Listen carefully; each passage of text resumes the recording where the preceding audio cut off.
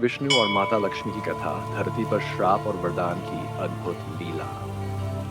एक बार की बात है, भगवान विष्णु क्षीर सागर में शेषनाग पर विराजमान थे। समय का चक्र चल रहा था, पर इस बार कुछ अलग था। विष्णु जी मौन थे, कुछ उदास, कुछ शांत। इतने युग बीत गए थे, वे धरती पर नहीं गए थे। वे सोच में पड़ गए, क्यों न धरती पर थोड़ा घूम लिया जाए। उन्होंने मन ही मन ये विचार किया और धरती लोक की यात्रा की तैयारी करने लगे। सुबह सुबह उनके साज संवार को देखकर लक्ष्मी माता ने पूछा, स्वामी, आज इतनी जल्दी तैयार हो रहे हैं, कहाँ जाने का विचार है? भगवान विष्णु मुस्कुराते हुए बोले, हे लक्ष्मी, मैं धरती लोक पर भ्रमण के लिए जा रहा हूँ। बहुत समय हो गया वहां गए। माता लक्ष्मी ने स्नेहपूर्वक पूछा, क्या मैं भी आपके साथ चल सकती हूँ?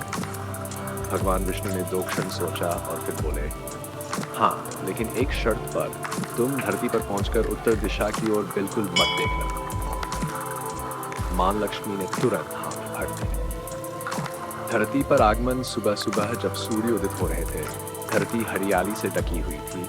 वर्षा के बाद वातावरण सुगंधित और पवित्र था। धरती की शोभा देखकर लक्ष्मी माता मोहित हो गई। वह सब कुछ भूल गई, यहाँ तक कि अपने स्वामी से किया गया वचन भी। वे चारों ओर देखते हुए अनजाने में उत्तर दिशा की ओर देखने लगे। वहां उन्हें एक सुंदर बगीचा दिखा, जहां रंग बिरंगे फूल खिले थे और मनमोहक सुगंध फैल रही थी। लक्ष्मी जी उस फूलों के खेत में चली गई और एक सुंदर फूल तोड़ लाई। भगवान विष्णु का दुख, जब माता लक्ष्मी वह फूल लेकर भगवान विष्णु के पास लौटी, तो उन्होंने देखा कि प्रभु की आंखों में आंसू हैं। भगवान विष्णु बोले, हे लक्ष्मी, किसी की अनुमति के बिना कुछ लेना चोरी होती है। तुमने मेरा वचन भी तोड़ा और उस माली के खेत से बिना पूछे फूल तोड़ लिया। लक्ष्मी जी को अपनी भूल का एहसास हुआ और उन्होंने क्षमा मांगी। भगवान विष्णु बोले, इस गलती का दंड तुम्हें अवश्य मिलेगा। तुम्हें 3 वर्ष तक उस माली के घर नौकरानी बनकर रहना होगा, फिर मैं तुम्हें वापस बैकुंठ बुलाऊंगा। माधव के घर सेवा लक्ष्मी जी ने सिर झुकाकर स्वीकार कर लिया और एक साधारण गरीब महिला का रूप लेकर उस खेत के मालिक माधव के घर पहुंची। वह एक चौपड़ी में रहता था, पत्नी, 2 बेटे और 3 बेटियां। मां लक्ष्मी बोली, भैया, मैं अकेली असहाय स्त्री हूँ, कई दिनों से भूखी हूँ।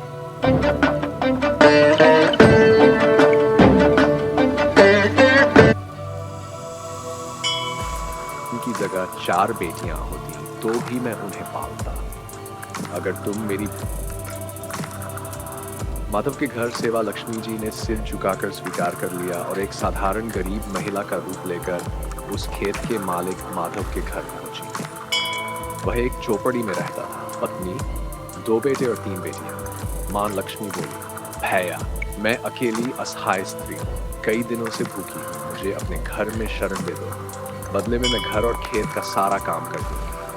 माधव ने करुणा से कहा, बहन, अगर मेरी 3 की जगह 4 बेटियां होती तो भी मैं उन्हें पालता। अगर तुम मेरी बेटी बनकर रह सको तो आओ घर में। भाग्य का पलटना जैसे ही मां लक्ष्मी माधव के घर आई, उसी दिन से उसका भाग्य बदलने लगा। फूलों से अच्छी कमाई होने लगी। कुछ ही दिनों में गाय खरीदी, फिर जमीन, अच्छे कपड़े, गहने और अंत एक सुंदर पक्का घर। माधव ने महसूस किया कि उसकी किस्मत इस बेटी के आने के बाद ही बदली है। लेकिन फिर भी लक्ष्मी जी घर और खेत में सेवा करती रहीं। पहचान और वरदान। एक दिन माधव खेत से लौटते हुए देखता है, उसके दरवाजे पर एक दिव्य स्त्री खड़ी है, गहनों से लदी, तेजस्वी रूप में। ध्यान से देखता है तो चौंक पड़ता है, ये तो मेरी वही बेटी है।